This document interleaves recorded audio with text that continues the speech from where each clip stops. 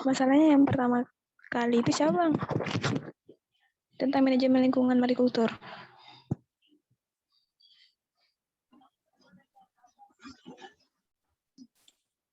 Yang lain kelompok kalian mana, Nak? Kok nggak direspon? Tidak tahu.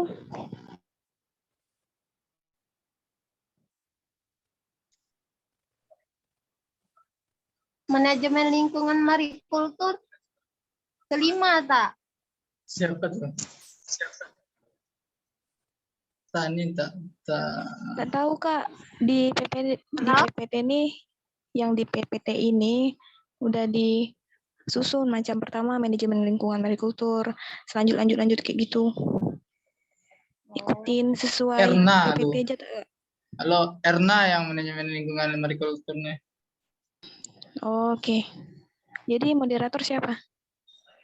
Si aja ya? Lanjut aja Erna. Nak aja, Nak, biar nggak lama nunggunya. Nah, kenalkan Yang diri ada. aja. Oke. Assalamualaikum warahmatullahi wabarakatuh. Waalaikumsalam warahmatullahi wabarakatuh. Kami dari kelompok 3 ingin mempresentasikan hasil kerja kelompok kami yang beranggotakan Sanda Guntara, Rio, Herianto, Gusnak Denia Putri, Erna, Payumi, Nurul Emilia, dan Zuraisyah. Baiklah, untuk tidak memperpanjangkan waktu, slide tentang manajemen lingkungan marikultur akan dijelaskan oleh Kak Erna kepada Kakak. Dipersilakan.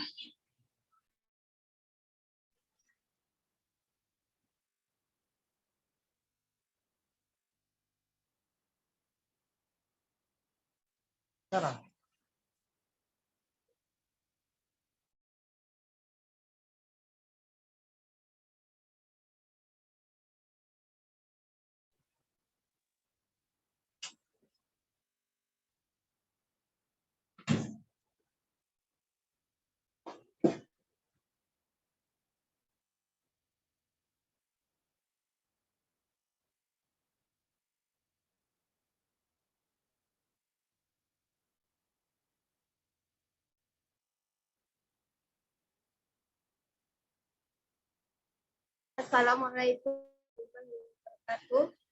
Saya Hernawati. Saya akan mempresentasikan manajemen lingkungan marikultur. Pengembangan perikanan budidaya termasuk marikultur harus dilakukan secara komprehensif dengan memperhatikan 5 aspek penting, yaitu sebagai berikut. Dampak lingkungan, keamanan sistem, dampak dan keuntungan sosial ekonomi, kualitas dan keamanan makanan, perhatian terhadap binatang animal.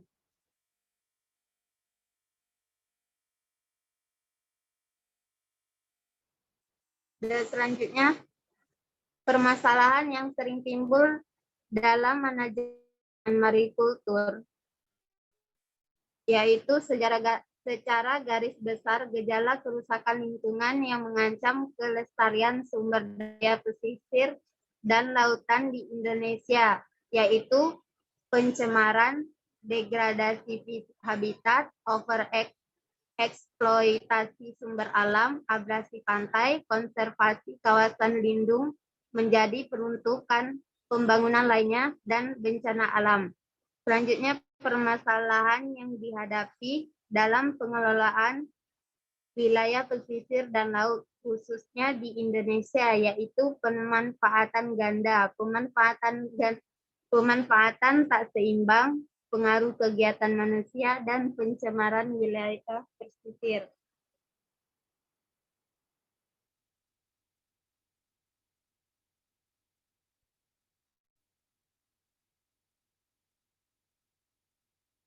Solusi yang dapat dilakukan secara teori maupun keterbaruan yaitu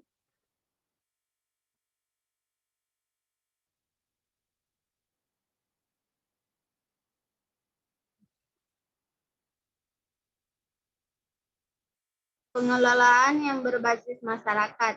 adalah suatu sistem pengelolaan sumber daya alam dan lingkungan di suatu tempat di mana masyarakat lokal di tempat tersebut terlibat secara aktif dalam proses pengelolaan sumber daya alam yang terkandung di dalamnya.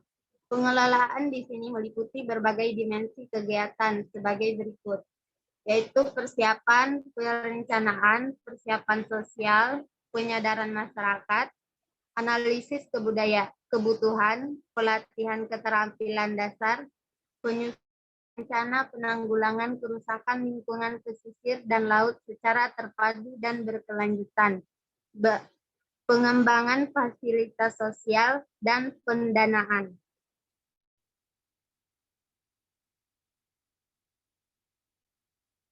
Tujuan khusus penanggulangan kerusakan lingkungan pesisir dan laut berbasis masyarakat. Dalam hal ini dilakukan untuk meningkatkan kesadaran masyarakat mengenai pentingnya menanggulangi kerusakan lingkungan, meningkatkan kemampuan masyarakat untuk berperan serta dalam pengembangan rencana penanggulangan kerusakan lingkungan secara terpadu yang sudah disetujui bersama, membantu masyarakat setempat memilih dan mengembangkan aktivitas ekonomi yang lebih ramah lingkungan, memberikan pelatihan mengenai sistem pelaksanaan dan pengawasan upaya penanggulangan kerusakan pesisir dan laut berbasis masyarakat.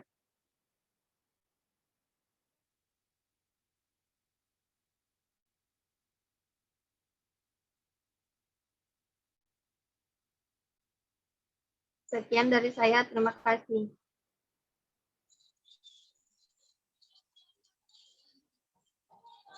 Baiklah, saya akan melanjutkan dari penjelasan tentang manajemen jenis dan pemberian pakan.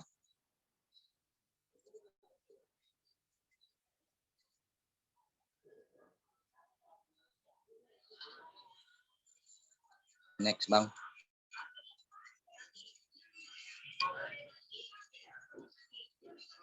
Manajemen pemberian pakan merupakan suatu usaha untuk memaksimalkan pemanfaatan untuk pertumbuhan.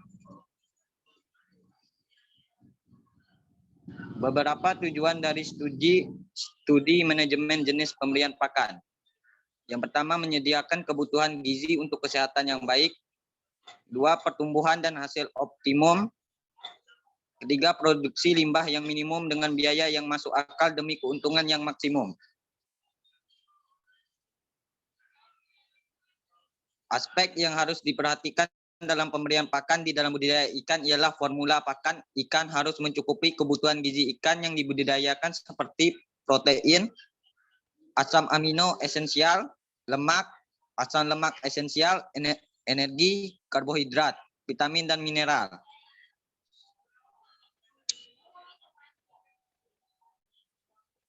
Pemilihan bahan baku tersebut tergantung pada kandungan bahan gizinya,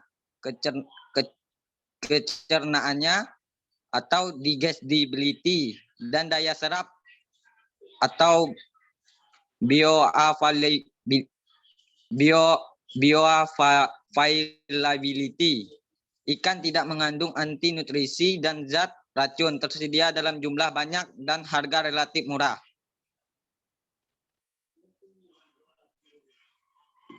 Sekian, terima kasih dari penjelasan saya.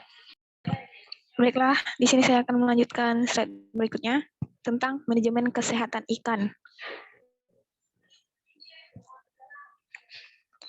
Lanjut, Bang. Manajemen, memberdayakan segala sumber daya yang ada dan atau dimiliki seperti modal atau money, tenaga kerja atau man, sarana prasarana atau mesin, teknologi atau metode, dan lain-lain untuk mencapai tujuan secara efektif dan efisien. Next, kesehatan ikan. Maksudnya adalah agar ikan sehat, kemudian agar ikan tidak mengalami gangguan.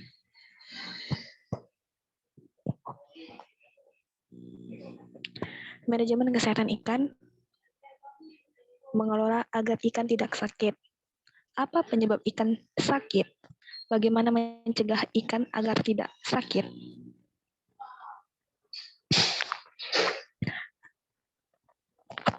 Apa penyebab ikan sakit?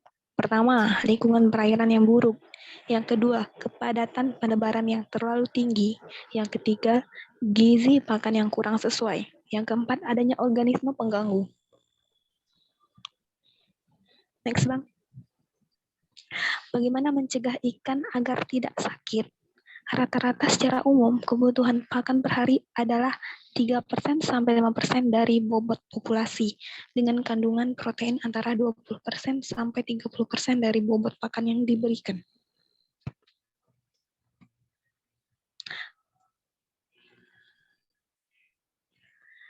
Manajemen kesehatan ikan menggambarkan praktik manajemen yang dirancang untuk mencegah penyakit ikan. Jadi, sukses manajemen kesehatan ikan jika berhasil mencegah timbulnya penyakit dibandingkan dengan pengobatan atau kuratif. Sekian, terima kasih.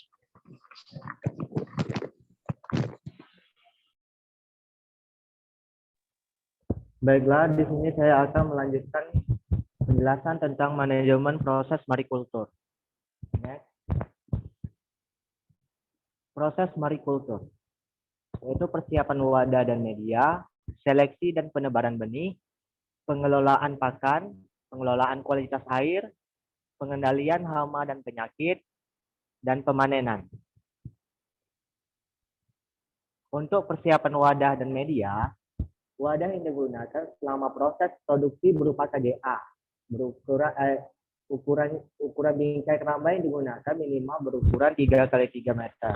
Material bingkai KJA yaitu terbuat dari bahan kayu, galvanis, besi, dan HDPE. Jaring yang digunakan terbuat dari bahan polietilen dengan ukuran minimal 3x3x3 meter dengan mata jaring 3/4 sampai dengan 1 inci. Ukuran benang D15 untuk masa penggelondongan. Sedangkan untuk masa pembesaran menggunakan kantong jaring berukuran minimal 3x3x3 meter dengan mata jaring 1,5 sampai dengan 2 inci. Untuk ukuran benang berkisar D18 sampai dengan D21. Pergantian jaring dilakukan secara konvensional, maksimal 2 minggu sekali. Next. Untuk seleksi dan penebaran benih, benih yang berkualitas merupakan benih yang berasal dari seleksi breeding yang dilakukan oleh instansi yang sudah memiliki kemampuan untuk menghasilkan benih. Kriteria benih ikan yang baik yaitu mempunyai ukuran yang seragam, memiliki warna yang cerah, tidak cacat anggota tubuh, berenang aktif, responsif terhadap pakan, kejutan dan cahaya, tidak terdiam, memiliki sertifikat bebas virus, lulus tes dengan berbagai media. Penggunaan obat ikan dan bahan kimia selama pembenihan dapat menimbulkan residu dan beresiko pada keamanan pangan. Mutu benih yang buruk dapat pula mengganggu kesehatan selama pembudidayaan dan memicu penggunaan obat dan atau bahan kimia.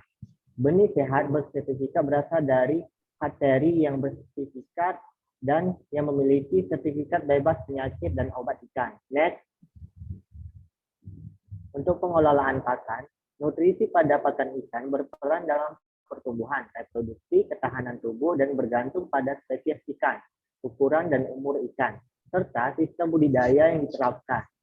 Pakan dengan nutrisi lengkap dan seimbang sesuai dengan kebutuhan nutrisi ikan dibutuhkan untuk mendapatkan efisiensi pakan serta pertumbuhan putisen secara optimal. Penggunaan pakan buatan terbukti dalam meningkatkan kelangsungan hidup dan vitalitas larva pada beberapa spesies ikan serta mengurangi penggunaan pakan hidup. Next. Untuk pengelolaan kualitas air. Untuk menjaga standar mutu budidaya, harus memperhatikan hal berikut, yaitu mutu air dan sedimen seharusnya dijaga pada level yang mencukupi untuk kesehatan lingkungan. Monitor kualitas air sumber secara rutin untuk menjamin kesehatan dan kebersihan ikan yang dibudidayakan. Dilakukan filtrasi air untuk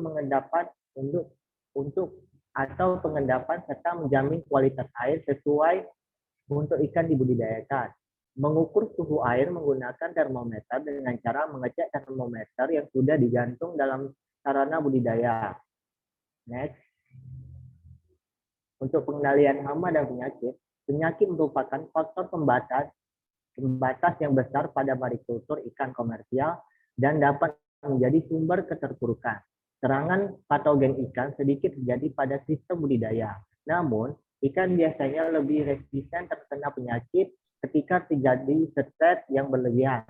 Petani biasanya menjauhi atau meminimalisir stres yang berlebih dari berbagai faktor, di antaranya malnutrisi, rusaknya nutrisi, kepadatan, penanganan fluktuasi suhu, racun, bahan kimia, dan polutan. Next. Untuk pemanenannya dilakukan setelah mencapai ukuran minimal 500 gram dengan lama pemeliharaan 6-7 bulan. Pemanenan sebaiknya dilakukan pada pagi atau sore hari karena pada saat tersebut suhu relatif rendah. Untuk pemanenan ikan bawal bintang dipuasakan terlebih dahulu. Tidak diberi pakan selama 12-48 jam sebelum ikan dipanen. Ikan yang telah siap panen dapat dipasarkan dalam keadaan hidup atau segar. Sekian.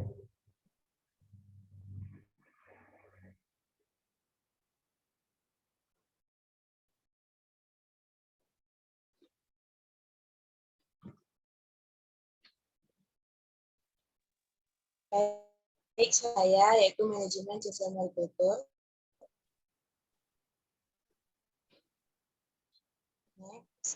Marikultur merupakan cabang khusus dari aquaculture yang melibatkan budidaya organisme laut.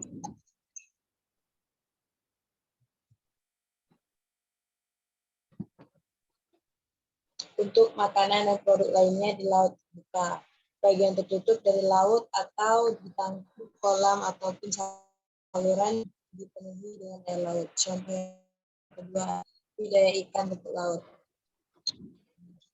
Next.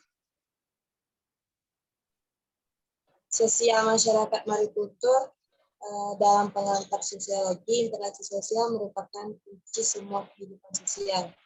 Dengan tidak adanya komunikasi atau interaksi antara satu sama lain, maka mungkin ada kehidupan bersama.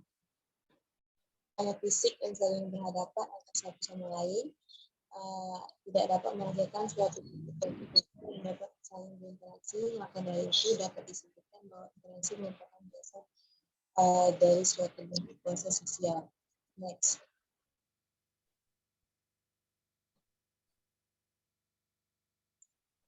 Sosial masyarakat merupakan suatu dari hubungan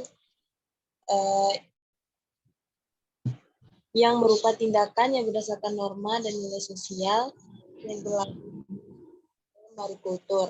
Dengan adanya nilai dan norma yang berlaku, interaksi sosial itu sendiri dapat berlangsung dengan baik jika aturan-aturan dan nilai-nilai yang dapat dilakukan dengan baik. Di dalam kehidupan sehari-hari, tentunya manusia tidak lepas dari hubungan antara satu sama lain, akan berlaku untuk mencari individu ataupun kelompok lain untuk dapat berinteraksi ataupun bertukar pikiran. Next. Untuk standar perusahaan dan perencanaan industri marikultur itu ada pimpinan, kemudian pasar, produksi, modal, karyawan, dan administrasi. Next. Pengetahuan dan pengalaman dalam bidang wirausaha.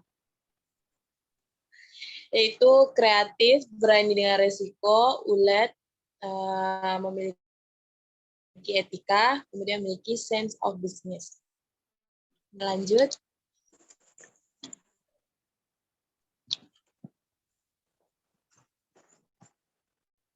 Baik, selanjutnya itu manajemen kelayakan usaha.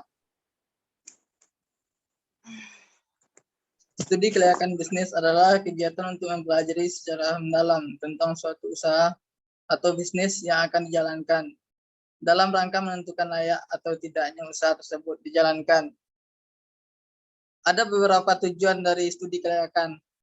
Yang pertama itu risiko kerugian, memudahkan perencanaan, memudahkan pelaksanaan pekerjaan, memudahkan pengawasan, memudahkan pengadilan, Menentukan layak atau tidaknya suatu usaha atau bisnis dapat dilihat dari berbagai aspek. Setiap aspek dikatakan layak harus memiliki suatu standar nilai tertentu. Namun, keputusan pemilik tidak hanya dilakukan pada salah satu aspek saja. Penilaian untuk menentukan kelayakan harus didasarkan kepada seluruh aspek yang akan dinilai nantinya. Aspek-aspek yang dinilai dalam studi kelayakan bisnis meliputi aspek hukum, aspek pasar dan pemasaran, aspek keuangan, aspek teknis, operasional, aspek manajemen dan organisasi, aspek ekonomi dan sosial, serta aspek dampak lingkungan.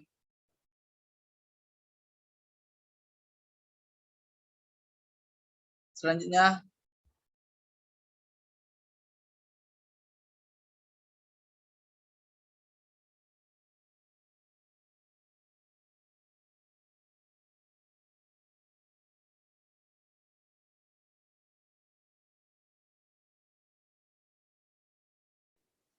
dah. Mana?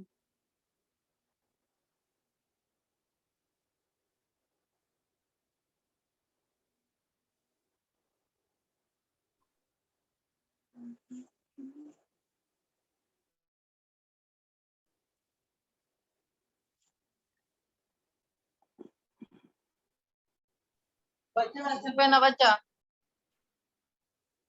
Apa? Dah ni?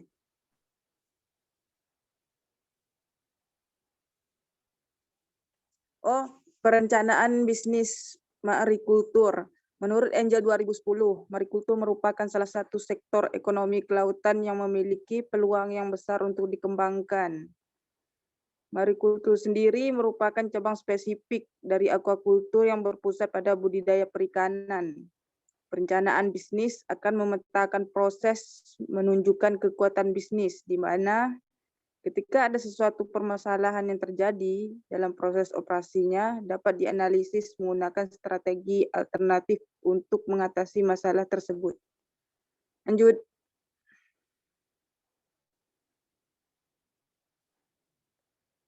Adapun strategi dan tujuan usaha, yaitu faktor eksternal dan internal, merupakan ancaman dalam bisnis marikultur. Paling mendasar dari perubahan adalah harga dan kondisi bisnis. Analisis internal harus mencangkup 1. Hubungan antara rekan bisnis, pembeli dan pemasak, 2. Reputasi, 3. Inovasi, 4. Aset strategi. Rencana pemasaran. Pembudidayaan berperan sebagai pengambil keputusan dalam menentukan harga dan mempromosikan hasil produk mengikuti tren yang ada di pasar. Penentuan waktu penjualan merupakan keterampilan yang harus dimiliki oleh pembudidaya agar mendapatkan profit dari penjualan di waktu yang tepat. Dalam rencana pemasaran harus melakukan identifikasi segmen pasar tertentu yang akan dijadikan target pasar. Rencana pemasaran. Pembudidaya berperan sebagai pengambil keputusan dalam menentukan harga dan mempromosikan hasil produk mengikuti tren yang ada di pasar. Penentuan waktu penjualan merupakan keterampilan yang harus dimiliki oleh pembudidaya agar mendapatkan profit dari penjual di waktu yang tepat. Dan dalam rencana pemasaran harus melakukan identifikasi segmen pasar tertentu yang akan dijadikan target pasar sehingga menentukan strategi dalam penjualan. Lanjut.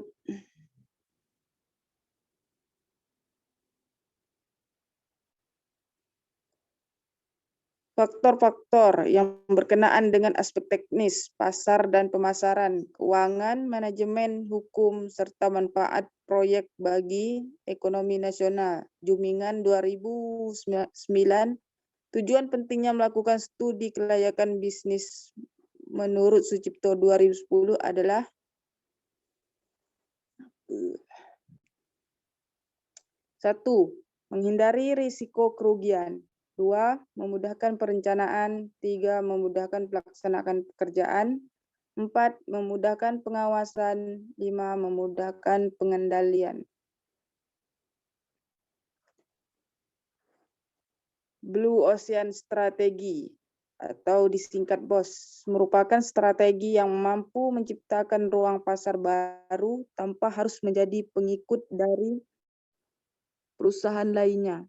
Prinsip utama yang digunakan dalam strategi BOS ini yaitu menjauhi persaingan dengan cara merekonstruksi batasan pasar sehingga tercipta peluang pasar yang baru.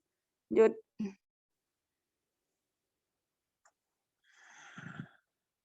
BOS mengubah batasan pasar untuk menggali peluang baru, menciptakan permintaan baru untuk memaksimalkan ukuran pasar, implementasikan urutan strategi untuk memastikan model bisnis. Selanjutnya ada manajemen teknologi. Di dalam manajemen teknologi, 1. Ada teknologi 90% station feeding. Teknologi ini dikembangkan oleh Amerika. Logikanya adalah ikan tidak diberikan pakan kenyang setiap hari, namun hanya pada level 90% saja, sehingga tidak ada makanan yang tersisa karena tidak dimakan. Kemudian metabolisme ikan lebih baik. Kedua, ada teknologi pakan terapung. Dengan menggunakan pakan ikan terapung, maka dapat lebih mudah mengontrol jumlah pakan yang diberikan kepada ikan. Hal ini dikarenakan pakan terapung dapat dilihat dengan mata. Namun, teknologi ini hanya untuk ikan-ikan yang makan di permukaan saja.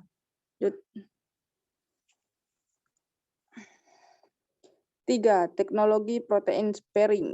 Teknologi ini menggantikan sumber energi utama untuk pakan dengan menggunakan karbohidrat, bukan dari protein. Gagasan tersebut muncul karena adanya imbauan untuk menekan penggunaan tepung ikan sebagai bahan baku utama. 4. Teknologi bioremediasi. Teknologi bioremediasi secara sederhana merupakan usaha untuk mengoptimalkan kemampuan alami mikroorganisme untuk mendaur ulang dengan memberikan reaktan anorganik esensial dan meminimumkan tekanan abiotik. Teknologi ini sangat berguna dan dapat digunakan pada berbagai tahapan perlakuan. Terdapat 3 prinsip dalam teknologi bioremediasi, yaitu pelepasan langsung mikroba ke lingkungan terkontaminasi, peningkatan kemampuan mikrobiogenus, dan penggunaan mikroba dalam reaktor khusus.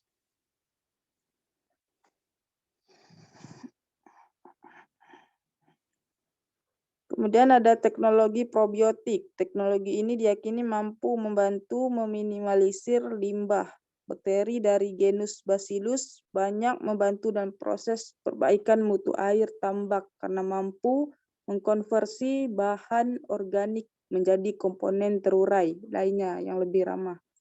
Keenam, teknologi KJ offshore. Keramba offshore ini adalah budidaya perikanan dengan menggunakan teknologi tinggi yang berskala besar. Untuk KJA offshore ini dilakukan di lepas pantai atau laut terbuka minimal di atas 3 km dari garis pantai dan memenuhi persyaratan teknis tertentu seperti kedalaman yang cukup, memiliki arus yang cukup, dan tahan terhadap gelombang. Selanjutnya ada manajemen sumber daya manusia. Sumber daya manusia memang menjadi kunci utama dalam pembangunan di segala bidang, tak terkecuali pembangunan bidang kelautan dan perikanan. Maka pengembangan sumber daya manusia kelautan dan perikanan merupakan sebuah keharusan bagi tercapainya pemanfaatan sumber daya kelautan dan perikanan yang optimal, serta tenaga pelaut perikanan yang profesional dan berstandar internasional. Cara meningkatkan sumber daya manusia dalam marikultur, yaitu kompetensi melalui lembaga pendidikan, pelatihan, penyuluhan kelautan dan perikanan, serta melakukan upaya-upaya pengembangan melalui peningkatan sarana dan prasarana pengembangan SDMKP, serta peningkatan kerjasama dengan perusahaan lainnya.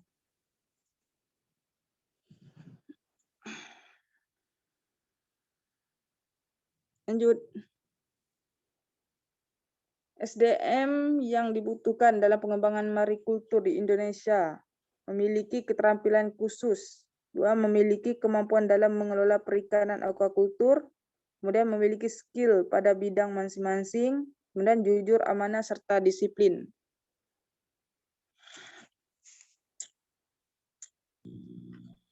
Baiklah, ini hasil dari presentasi kelompok kami. Jika teman-teman ingin bertanya, silakan bertanya.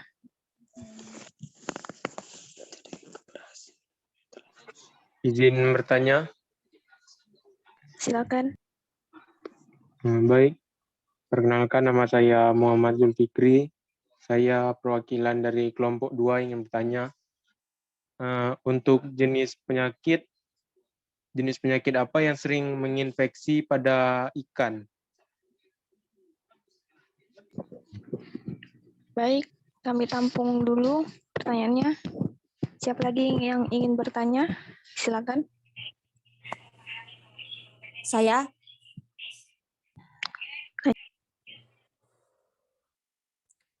Assalamualaikum warahmatullahi wabarakatuh. Waalaikumsalam warahmatullahi wabarakatuh. Perkenalkan, nama saya Cici Lestari Dewi, saya dari kelompok 2. Saya ingin bertanya, untuk dapat memanfaatkan dan mengembangkan potensi aquaculture di Indonesia, apa yang harus dilakukan? Sekian, terima kasih. Baik, pertanyaan sudah kami tampung. Kami akan menjawab pertanyaannya terlebih dahulu. Pertama dari Zulfikri. Saya ingin coba menjawab pertanyaan saudara. Pertanyaannya lebih kurang seperti ini. Penyakit apa yang biasa terjadi pada ikan? Penyakit yang biasa terjadi pada ikan itu biasanya seperti parasit, jamur, bakteri, dan virus. Kalau di bagian parasit ini adalah yang disebabkan oleh parasit secara umum yang akan mengakibatkan penyakit yang dimana sporadis. Yang kedua, jamur, yang dimana penyakit ini akan disebabkan oleh jamur yang memiliki sifat infeksi terhadap seluruh jenis ikan air tawar dan juga telurnya yang dimana sangatlah sensitif pada bagian infeksi jamur. Yang ketiga, bakteri, yang dimana dalam hal ini adalah sebuah bentuk dari penyakit yang dianggap paling banyak menyebabkan kegagalan yang berada pada budidaya ikan air tawar. Selanjutnya itu virus. Virus adalah jenis penyakit yang dimana jarang ditemukan. Umumnya adalah limfositis dan koi herpes virus. Menurut saya seperti itu. Kayak mana, Zulfikri? Baik, sudah jelas sekali. Terima kasih. Sama-sama. Pertanyaan selanjutnya, siapa yang bisa dijawab untuk kelompok 3? Baiklah, saya akan menjawab pertanyaan dari kelompok 2. Untuk dapat memanfaatkan dan mengembangkan potensi aquaculture di Indonesia, kita dapat melakukan hal-hal seperti belajar dari keberhasilan negara-negara yang telah mengembangkan aquaculture-nya, seperti negara Cina, Thailand, Vietnam, di mana negara-negara tersebut sudah terkenal dengan pembudidaya ikan yang menggunakan teknologi yang tinggi, kemudian keberhasilan ekspor maupun impor ikan mereka juga sudah luas terkenal oleh negara-negara lainnya. Yang kedua yaitu dengan cara menerapkan ilmu pengetahuan dan teknologi. Nah, di sini dengan cara menerapkan ilmu pengetahuan maksudnya itu gunanya tadi SDM manusia yang harus memiliki skill di dalam bidangnya masing-masing. Artinya untuk di dalam perikanan itu sendiri, untuk mengolah ataupun membudidaya ataupun memproduksi lainnya harus memiliki skill agar kerjanya tidak asal-asal. Ketiga, memproduksi komoditi yang memang menjadi komoditas unggulan. Seperti kalau di Indonesia ada kerapu, ada kakap, ada udang, dan komoditas lainnya. Itu hal-hal yang bisa dilakukan untuk mengembangkan potensi di Indonesia. Oke, baik. Terima kasih, Kak. Ada yang ingin ditanyakan lagi?